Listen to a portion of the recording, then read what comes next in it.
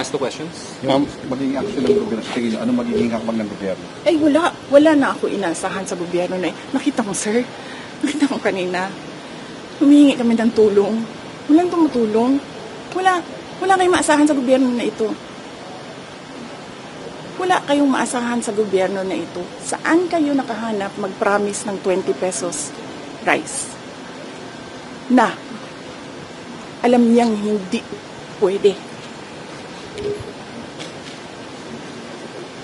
Huwag kayo umasa na magbabago ang buhay niyo, gaganda ang Pilipinas dahil sa gobyerno na ito.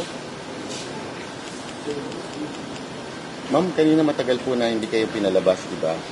Ano ang nagkumbinsi sa kanila na payagan na po kayong madala dito? Nagsabi na ako kasi wala nga ambulance. Nag-request kami ng ambulance. Si doktora nag-request na ng ambulance. Nag-request kami ng nag-request. Nandun na yung ambulance. I don't know gano'ng katagal. How many hours yung ambulance doon? 3 na. 3 hours ang ambulance nasa gate.